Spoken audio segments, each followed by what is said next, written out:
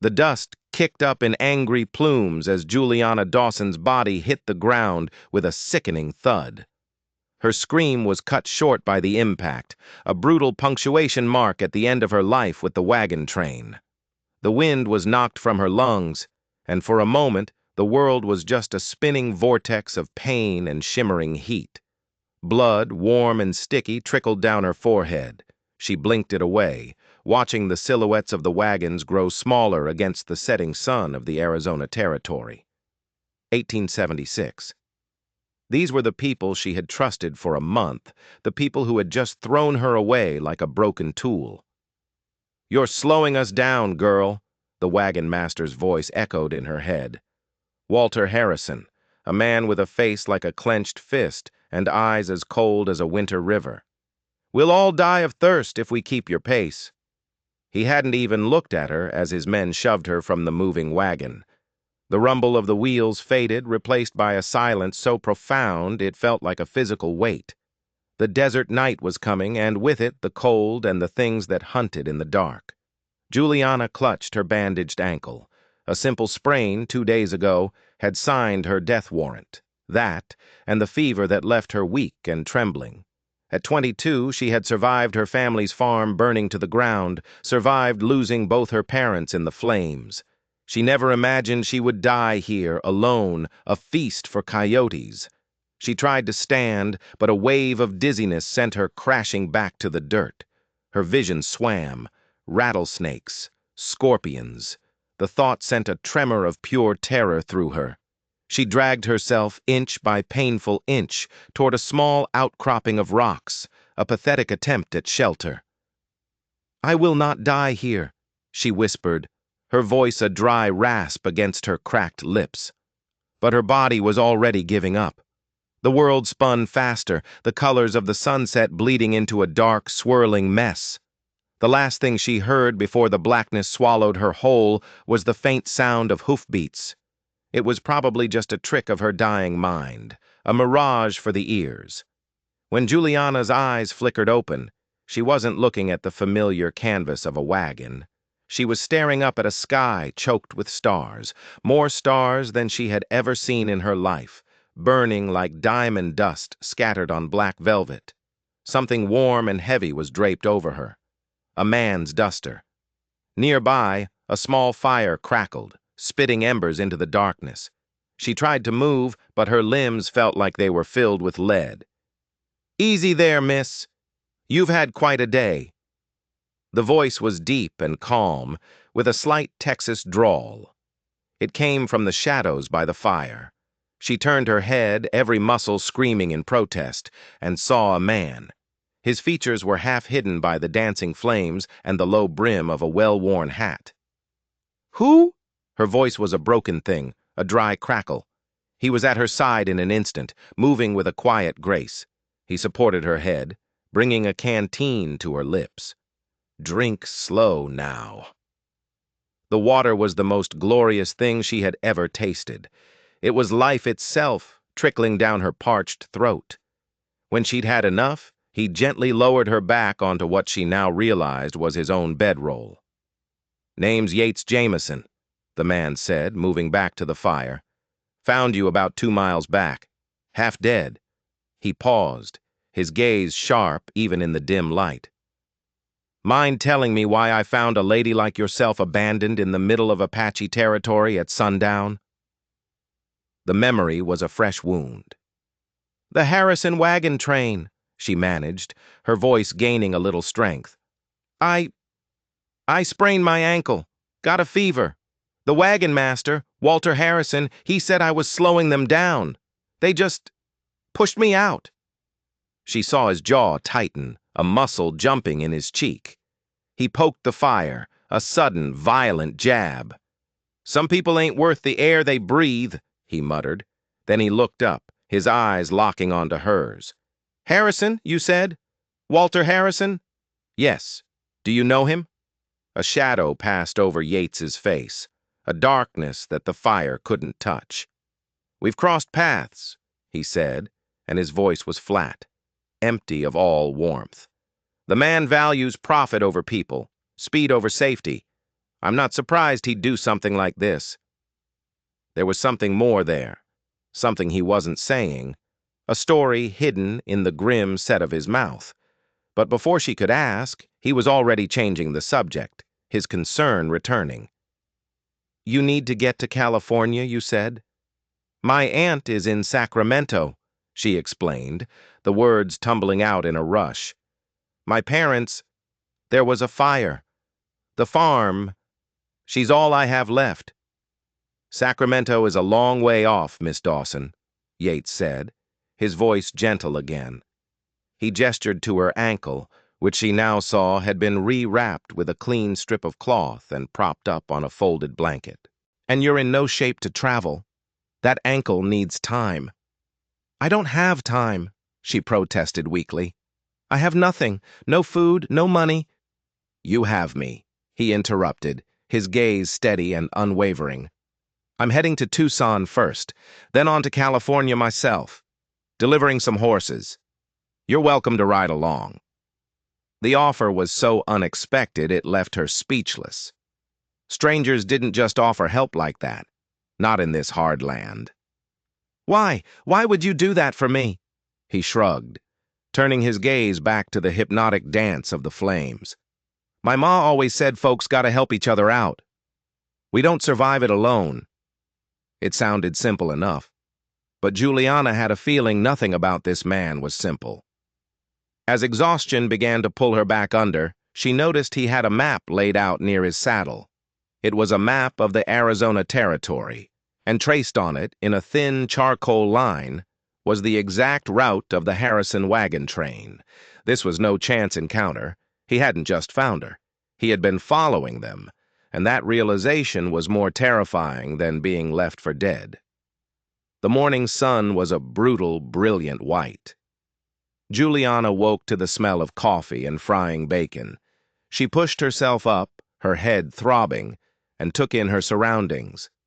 They were in a small, rocky basin hidden from the open trail, a perfect place to make a camp you didn't want found.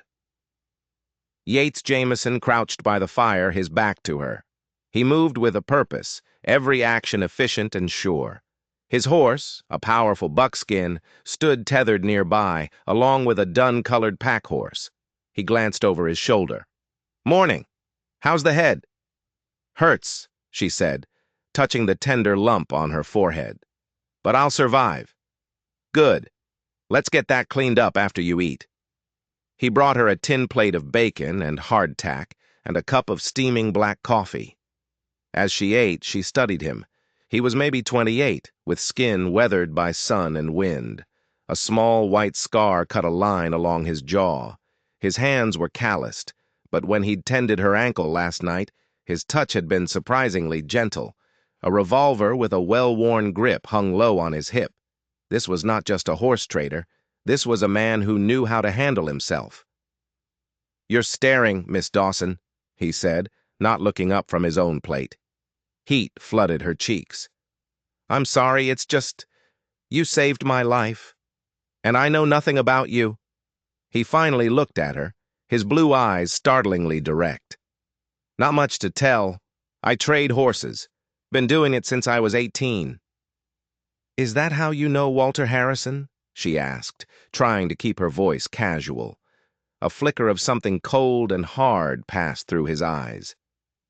Sold him some horses 3 years back, for his freight business. When I delivered them, I found he'd been working his previous team to death. Man's got no respect for anything that can't profit him, horses or people. He made it sound like a simple business dispute. But the map she'd seen last night told a different story. He wasn't just a disgruntled customer. He was tracking Harrison. And he'd been doing it for days. She had to know. That map, she said, her heart starting to pound. Last night I saw it. You had Mr. Harrison's route marked out. He went still. The friendly campfire Samaritan from last night vanished, replaced by someone wary and dangerous. He set his plate down slowly. You've got sharp eyes. You weren't just passing by, she pressed, her voice trembling slightly. You were following us. Why? Yates stared into the fire for a long moment. The silence stretched, thick with unspoken things. When he finally spoke, his voice was low and raw.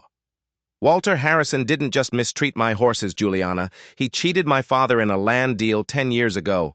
Took everything we had, our ranch, our savings, everything. My father, he died a year later. A broken man. The confession hung in the air between them, heavy and sharp as a blade. This wasn't about mistreated animals. This was about vengeance. I've been looking for him for a long time, Yates continued, his voice tight with a decade of anger. He disappeared after he ruined us. I heard rumors he was running wagon trains out of Santa Fe under a new name. Harrison isn't his real name. It's Harwood. Walter Harwood. Juliana felt a chill run down her spine that had nothing to do with the morning air. She had been traveling with a con man, a man who ruined lives and stole identities. And her rescuer was a man bent on revenge. "What were you going to do when you caught up to him?" she whispered. He looked at her then, and the pain in his eyes was so profound it stole her breath. "I don't know," he said honestly. "Make him pay. Get back what he stole. See him face justice." He stood up, pacing restlessly. "Finding you changed things. I couldn't just ride on. But make no mistake. This isn't over between me and him." She was caught. Trapped between the man who left her to die and the man who was hunting him. She was a pawn in a game she never knew existed. And the most terrifying part? She had no one else. Her life was in the hands of a stranger seeking vengeance. A stranger who, for all his kindness to her, was capable of a darkness she could only begin to imagine. They stayed put that day. Yates said it was for her to rest, but Juliana knew the real reason. He was rethinking his plans. Her presence had complicated his quest for revenge. He spent most of the day being quiet and watchful, cleaning his rifle with meticulous care, checking the loads in his revolver. He was a man preparing for a fight. Juliana watched him, a knot of fear tightening in her stomach. What had she gotten herself into? As the afternoon shadows grew long, he finally seemed to come to a decision.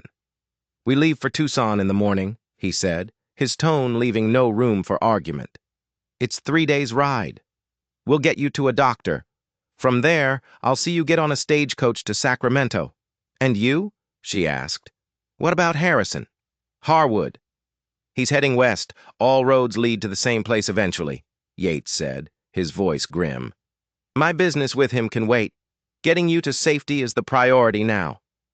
She should have been relieved. He was choosing to help her over pursuing his vendetta, but something about his tone didn't sit right. It wasn't a choice. It was a postponement. That night, as she lay on his bedroll, staring at the stars, she couldn't sleep. She trusted him, she had to. But she also feared him. Or maybe she feared the violence he was chasing, a violence that had now inextricably tangled itself up with her own life.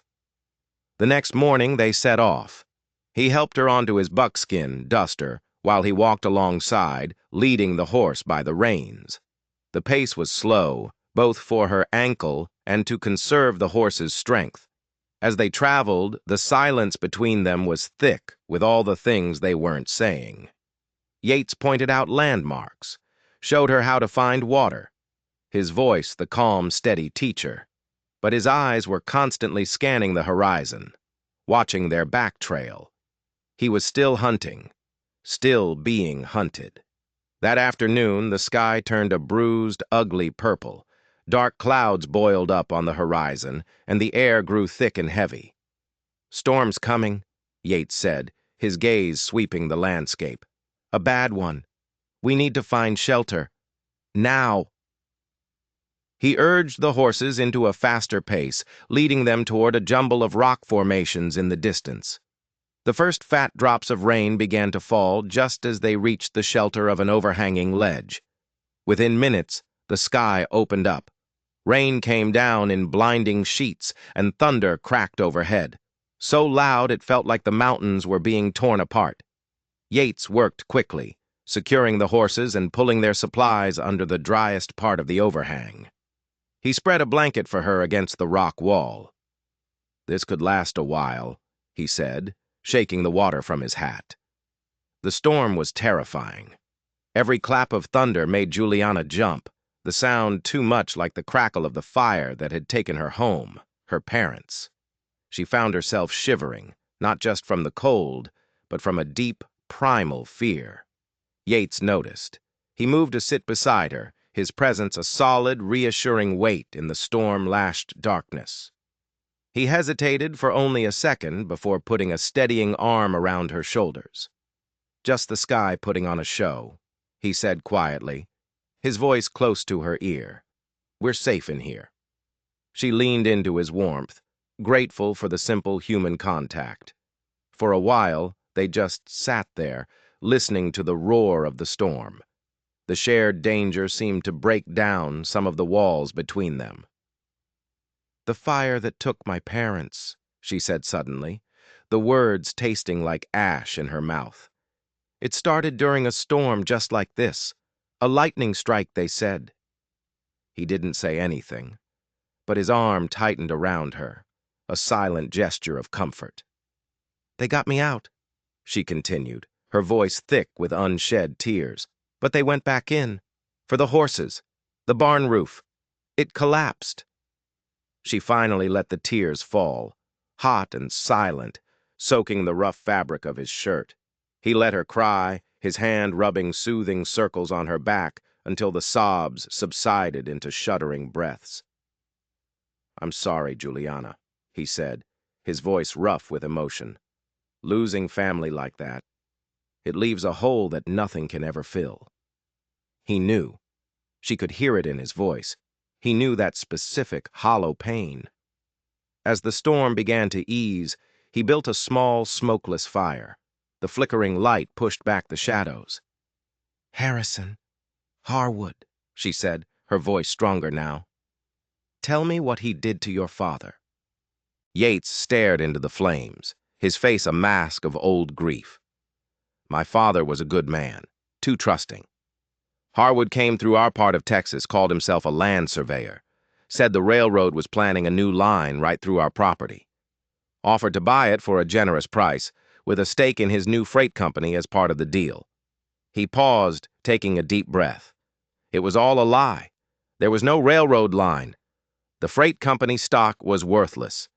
He used forged documents to take ownership of the land and sold it to a cattle baron a week later for 10 times what he paid us.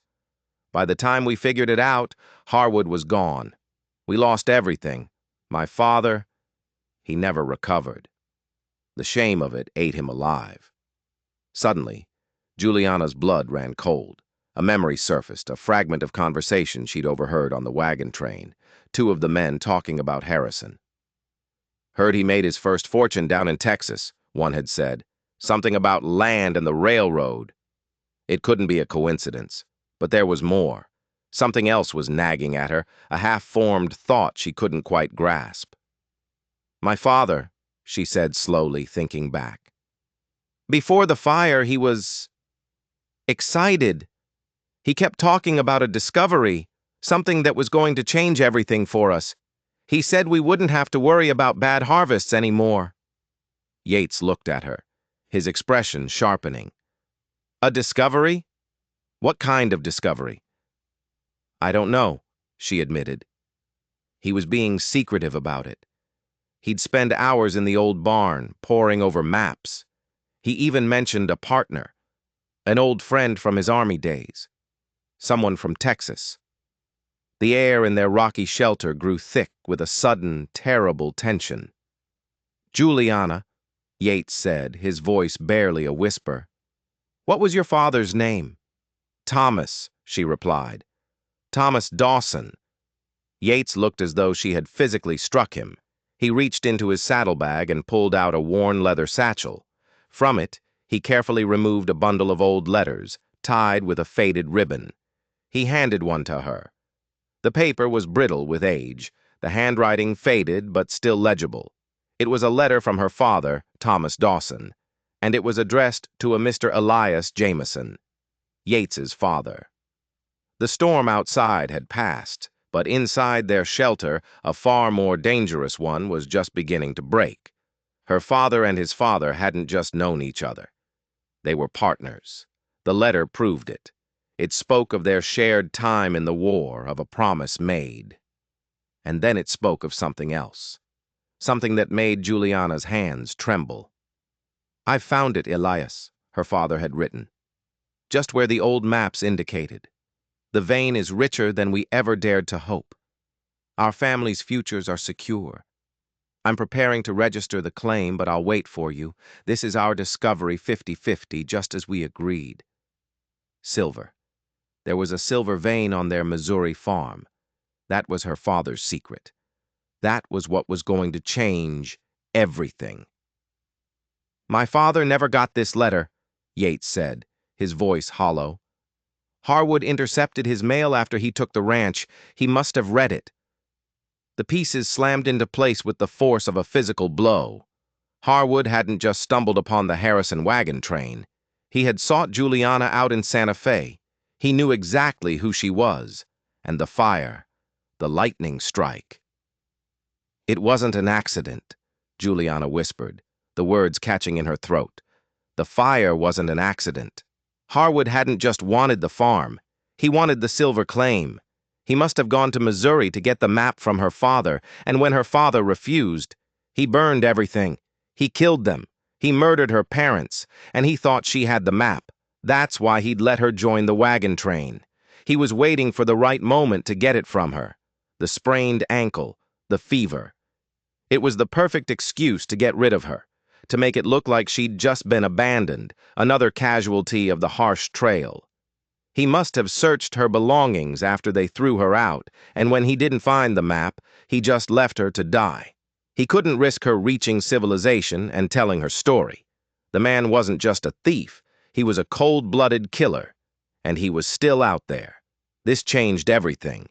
This wasn't just Yates's quest for vengeance anymore. This was her quest, too. This was for her mother, for her father. "He thinks I have the map," Juliana said, her voice shaking with a rage so potent it burned away her fear. "He must have searched my things and left me for dead when he couldn't find it." Yates was looking at her, a new, fierce light in his eyes. The shared grief, the shared enemy, it forged something between them in that moment, a bond of purpose. "We're not going to Tucson," he said, his voice deadly calm. "And we're not running to California." He pulled out his own map again, spreading it on the ground between them. "He'll be taking the main trail west, trying to make good time. But there's a shortcut, through the Dragoon Mountains. It's rough country, but it'll let us get ahead of him. We can cut him off at Apache Pass." "Cut him off and do what?" she asked, her heart hammering.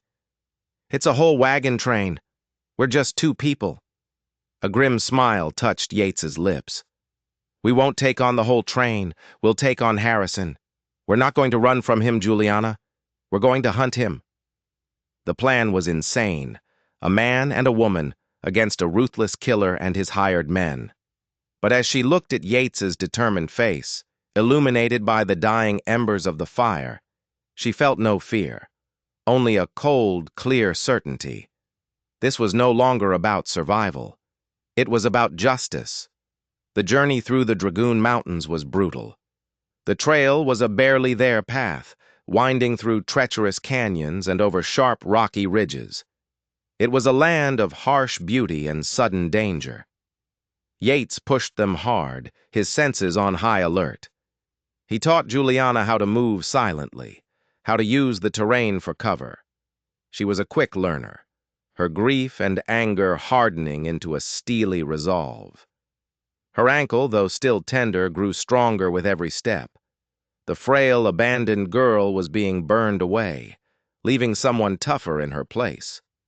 In the quiet moments around their small, hidden campfires, they talked. They shared stories of the fathers they had lost, piecing together the friendship that bound their families. She learned that Yates's quiet nature hid a sharp mind and a dry wit. He learned that her gentle exterior concealed a fierce, unbending strength. A deep and powerful connection grew between them, born of shared loss and a common purpose. It was a dangerous, fragile thing in a dangerous, fragile world. One evening, as they camped in a narrow canyon, Yates was cleaning his revolver by the firelight. "You know how to use one of these?" he asked, nodding toward the gun. "My father taught me to shoot a rifle," she said, "to hunt for food. But I've never fired a pistol." "No time like the present," he said. He stood and walked about 20 paces away, sticking a small piece of pale bark on a dark rock. He came back and handed her the revolver. It was heavy, cold, and felt unnervingly solid in her hand. "It's different from a rifle," he explained, his voice low as he stood behind her, guiding her stance. His hands rested lightly on her arms, adjusting her grip. "You don't aim so much as point. Feel the balance. It's an extension of your will." His closeness sent a shiver through her. She was acutely aware of his warm breath near her ear, the solid strength of his chest against her back. She tried to focus on the target. "Squeeze the trigger," he murmured. "Don't jerk it." She took a breath, held it, and squeezed. The gun bucked in her hand with a deafening roar that echoed through the canyon.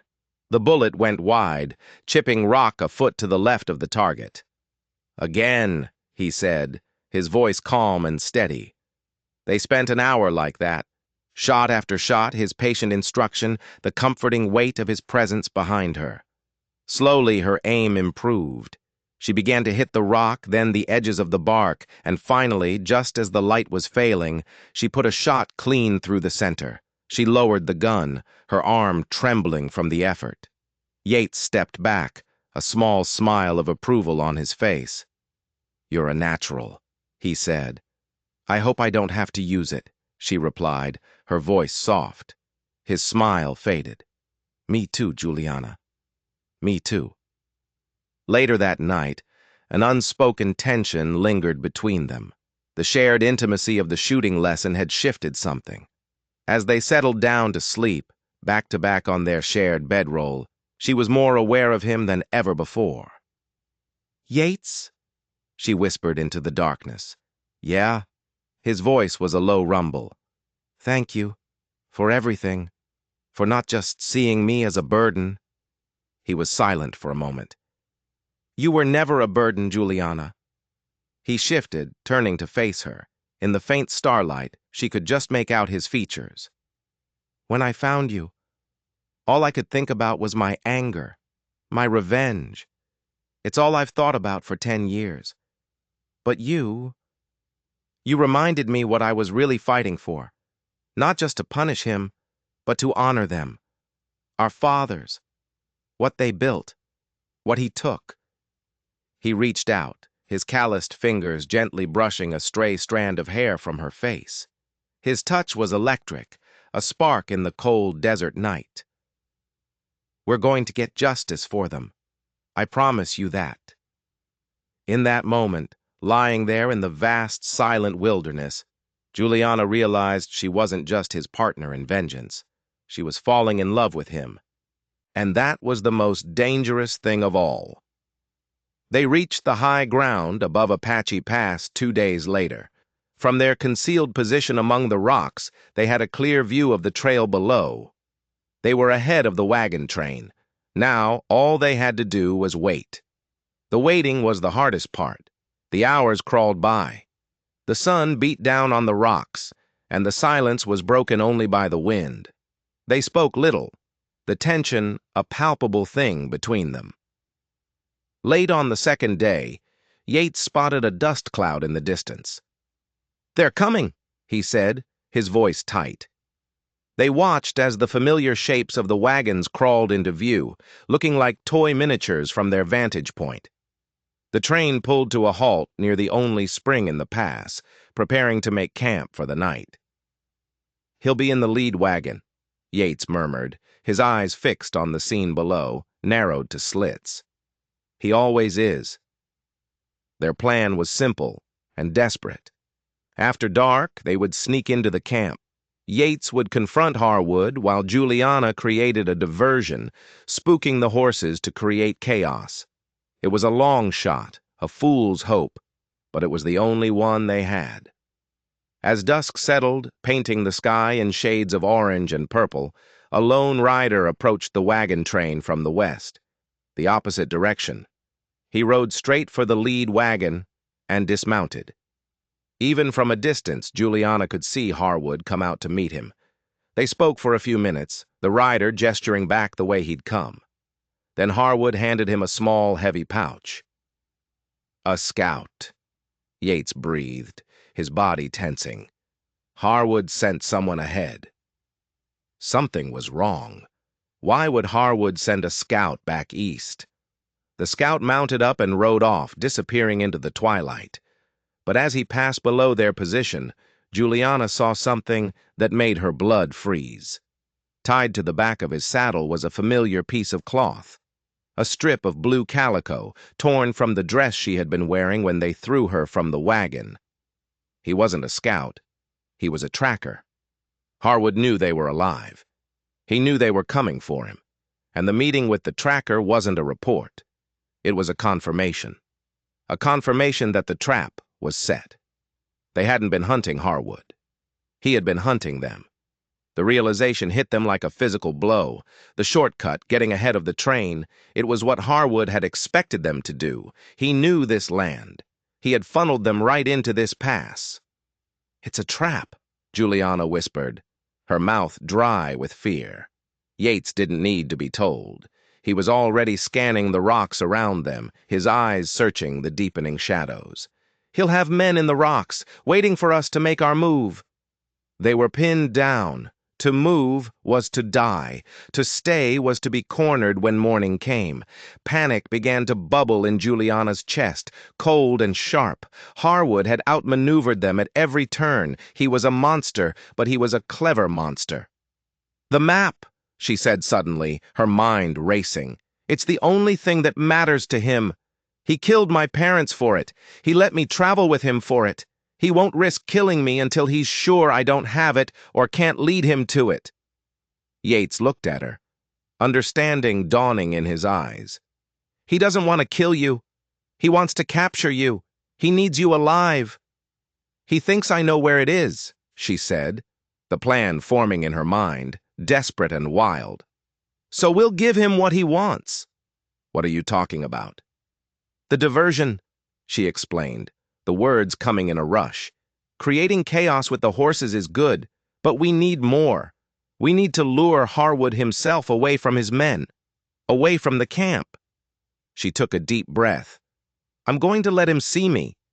"Absolutely not," Yates said, his voice a low growl. "It's too dangerous." "It's the only way," she insisted, her gaze meeting his, fierce and unwavering. "He wants me. He'll come for me. While he's focused on me, you can deal with his men. It splits them up. It's our only chance." He stared at her for a long moment, a war of emotions playing across his face. Fear for her, the cold logic of her plan. Finally, he gave a slow, reluctant nod. "One condition. You take this." He unbuckled his gun belt and handed it to her. "You don't let him take you alive, Juliana. You hear me?" She strapped the heavy belt around her waist.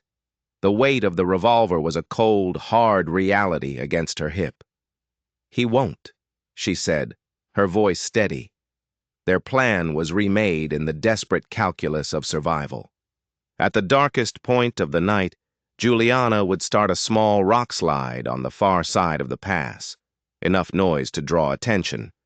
Then she would move along the ridge, allowing herself to be silhouetted against the moonlit sky for just a moment, a fleeting glimpse to bring the wolf out of his den. Meanwhile, Yates, using the darkness and his knowledge of the terrain, would circle around and pick off Harwood's sentries one by one. It was a deadly dance, and one wrong step meant death. As they prepared to separate, Yates took her by the arms, his grip tight. "Juliana," he said, his voice raw, Whatever happens, I... He couldn't finish the sentence. He didn't have to. She could see it in his eyes. I know, she said softly, reaching up to touch his face, her fingers tracing the scar on his jaw. Come back to me, Yates. Always, he whispered. And then he melted into the shadows, gone as silently as a ghost. She was alone, with nothing but a desperate plan and the cold weight of a gun on her hip. The night was utterly silent. The fate of their lives rested on the next few hours. Juliana's heart hammered against her ribs, a frantic drumbeat in the oppressive silence. She moved like a phantom along the rocky spine of the pass, her moccasins making no sound on the stone. She reached the spot they had chosen, a steep slope of loose scree above the trail on the opposite side of the camp. Taking a deep breath, she used a stout tree branch as a lever, dislodging a large boulder. It teetered for a moment, then crashed down the slope, taking a cascade of smaller rocks with it. The noise was explosive in the quiet night, a sharp, cracking roar that echoed through the pass. Down below, the camp erupted in shouts. Men grabbed rifles, trying to pinpoint the source of the sound. The diversion was working. Now for part two. She scrambled back along the ridge, moving toward a prearranged spot where a gap in the rocks would frame her against the sky. She felt naked, exposed. Every nerve screamed at her to stay hidden, but she trusted Yates. She reached the gap, stood, and held her breath. For a count of 3, she was a perfect silhouette against the moon, a clear target. Then she dropped back into the shadows and ran. A rifle shot cracked through the night, the bullet whining past where she had been standing just a second before. A voice from the camp, Harwood's voice, bellowed orders. "It's the girl. She's on the north ridge. 2 men with me. The rest of you, hold the perimeter." He had taken the bait. Juliana didn't wait to see more. She scrambled down the back of the ridge, her lungs burning, her destination a dense thicket of manzanita where she could hide and wait. The plan was in motion. Now it was up to Yates. Yates moved with a deadly grace, a predator in his element. The darkness was his ally. He had marked the positions of 2 sentries in the rocks above the camp. He circled around the first, a burly man who was foolishly staring at the commotion on the far ridge. Yates came up behind him, silent as the night. A hand clamped over the man's mouth, a knife slid quick and silent between his ribs. The man went limp without a sound. Yates lowered the body gently to the ground and took his rifle. 1 down. The second sentry was more alert, positioned in a narrow crevice. There was no way to get behind him. Yates sighted down the barrel of the stolen rifle. The man was just a dark shape against the slightly less dark rock. Yates controlled his breathing, exhaled slowly, and squeezed the trigger. The rifle's report was shockingly loud. The sentry crumpled. Down in the camp, the shot caused more confusion. "What was that?" "Was that you, Jake?"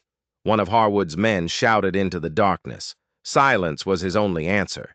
Yates didn't wait. He was already moving, using the confusion to close the distance. He could hear Harwood and his 2 men climbing the ridge, heading for the spot where they'd seen Juliana. They were moving right into the trap. Juliana huddled in the thicket, her pistol clutched in her hand. She could hear them coming, their heavy boots scraping on the rock, their muttered curses carrying in the still air. "Find her!" Harwood's voice was a venomous rasp. "I want her alive! I'll get that map out of her if I have to peel her skin off an inch at a time." The sheer malice in his voice sent a fresh wave of terror and rage through her. She pushed the fear down, replacing it with cold resolve.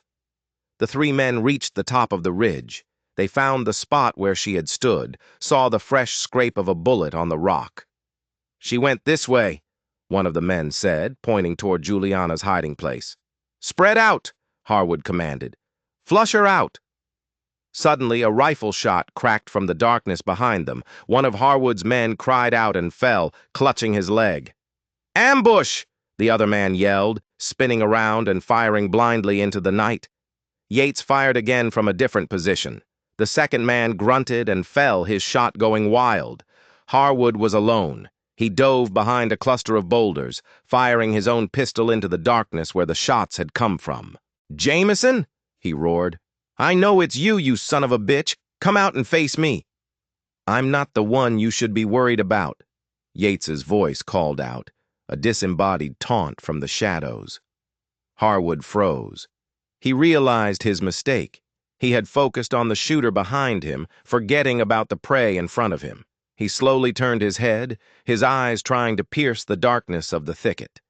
This was her moment. Juliana rose from her hiding place, the revolver steady in her two-handed grip, just as Yates had taught her. She was 20 yards from him, an easy shot. Harwood saw her, his face a mask of shock and fury in the moonlight. He raised his pistol.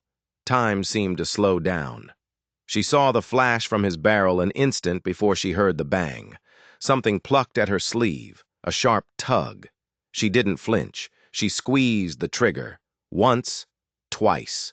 The first shot took Harwood in the shoulder, spinning him around. The second hit him square in the chest. He staggered back, a look of utter disbelief on his face. He dropped his pistol, clutched at his chest, and then toppled backward over the edge of the ridge, his scream swallowed by the darkness below. Silence. The sudden, ringing silence was more deafening than the gunfire. "Juliana?" Yates's voice, full of frantic worry, cut through the night. "I'm here," she called out, her own voice shaking. "I'm all right." He was at her side in seconds, checking her for injuries, his hands running over her arms, her face. "He shot at you." "He missed," she said, her knees suddenly feeling weak. The heavy revolver slipped from her numb fingers and clattered onto the rock. The remaining men from the wagon train, leaderless and spooked, were firing blindly into the night.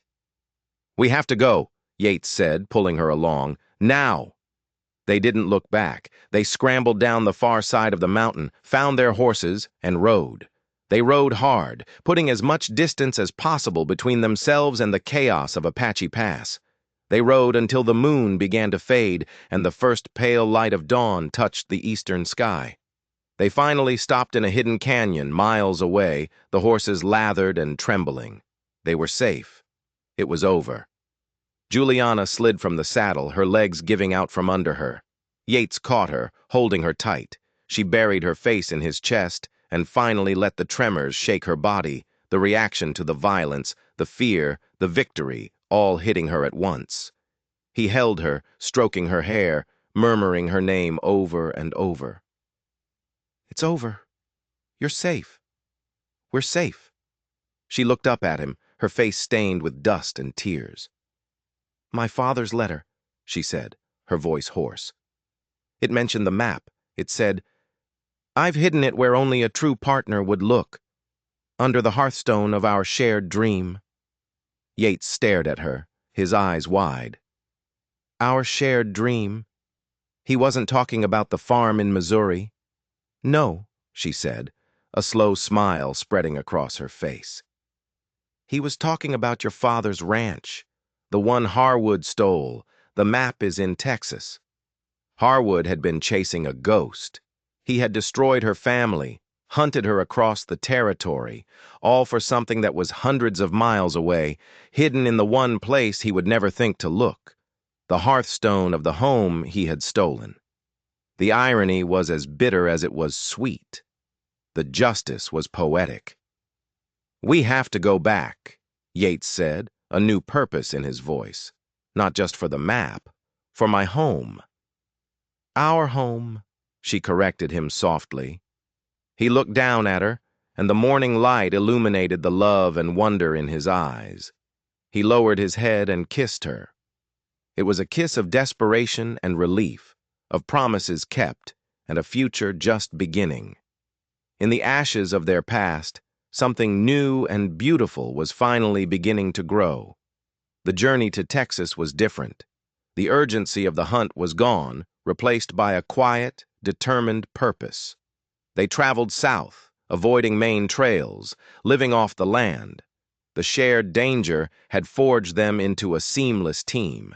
They moved as one, thought as one. The love that had sparked in the darkness now bloomed in the daylight. There were no grand declarations, just a deepening of the bond between them. It was in the way he brought her the first cup of coffee in the morning, the way she mended a tear in his shirt without being asked, the way their hands would find each other as they rode side by side. They finally crossed into Texas, the landscape softening from the harsh rock of Arizona into rolling hills dotted with scrub oak. One afternoon, Yates reined in his horse on a high ridge. "There," he said, his voice thick with an emotion he couldn't hide. Below them lay a valley. In the center of it was a ranch house, weathered and worn, nestled in a grove of cottonwood trees. A barn and corrals stood nearby. It was beautiful. "The Jameson Ranch," he said softly. "My home." The cattle baron who had bought the ranch from Harwood had died years ago, and the place was now run by a skeleton crew. Getting onto the property was easy. They waited for night, tethered the horses, and crept toward the darkened house like ghosts returning to their own haunting. The front door was unlocked. The house was dusty and smelled of disuse, but to Yates, it was a shrine. He ran his hand along the familiar wooden mantel, his eyes tracing the ghosts of his childhood. "The hearth," Juliana whispered. The hearth was made of massive river stones. They worked together, using a fireplace poker and a piece of iron Yates found in the wood box to pry at the largest stone in the center. It was heavy, sealed with old mortar, but finally it shifted. Beneath it was a hollowed-out space, and inside that space was an oilcloth-wrapped package. Yates lifted it out, his hands trembling. He unwrapped it carefully. Inside was a hand-drawn map, detailing the location of the silver claim on the Dawson farm in Missouri. Tucked in with it was the forged deed Harwood had used to steal the Jameson Ranch, and a signed confession from the corrupt land surveyor Harwood had paid off. Elias Jameson and Thomas Dawson had been collecting evidence, building a case to expose him. This was everything. Proof of Harwood's crimes, the key to their future. Yates sank back on his heels, the documents in his hand. "They knew," he said in awe. "They knew he was a crook, and they were going to prove it." "And now we will," Juliana said, placing her hand on his shoulder. They didn't just have the silver claim. They had the evidence to reclaim the Jameson Ranch, their shared dream. It was all there, in their hands. With the evidence in their possession, they rode to the nearest town and found the sheriff. The story they told, backed by the documents, was irrefutable. The name Walter Harwood, it turned out, was already known to the Texas Rangers for a string of similar land grab schemes. The confession from the surveyor was the final nail in his coffin. With Harwood confirmed dead in Arizona, the legal process of reclaiming the Jameson Ranch began. The evidence of the fraudulent sale was overwhelming. Within a few months, the deed was back in Yates's name. He stood with Juliana on the porch of the house, the legal document in his hand. "It's ours," he said, the words full of a decade of heartache and hope. "It's really ours." He turned to her, his face serious. "Juliana Dawson, you came into my life like a storm, turning everything upside down. You've faced death and monsters, and you did it with a courage I've never known." He took her hands in his. "I can't imagine a life without you. I don't want to. Marry me. Build this home with me." Tears of joy streamed down her face. "Yes," she whispered. "Yes, Yates Jameson, I'll marry you." They were married a month later, a simple ceremony on the porch of their reclaimed home. They used the silver from the Missouri claim, which they registered and sold, to rebuild the ranch. They bought new stock, hired good men, and poured their love and hard work into the land. The Jameson Ranch thrived. Years passed. The house that had been filled with ghosts was now filled with the laughter of children. a dark-haired boy with his father's steady eyes, and a blue-eyed girl with her mother's fierce spirit. Juliana never forgot the horrors she had endured, but they no longer defined her. The girl who was thrown from a wagon and left to die had not only survived, she had found justice. She had found a home. She had found a love forged in the crucible of the American West. Sometimes, on quiet evenings, she and Yates would sit on the porch, watching the sun set over their valley, their hands intertwined.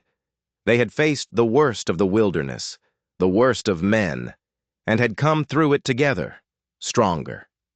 Theirs was a story of survival, of vengeance, and ultimately of a love that was as vast and enduring as the Texas sky. It just goes to show you that sometimes the most terrible endings are just the beginning of an incredible story. And justice, well, sometimes it just needs a helping hand to find its way home. If you enjoyed this story, do me a favor and hit that subscribe button. You never know what other tales of justice and survival are waiting to be told.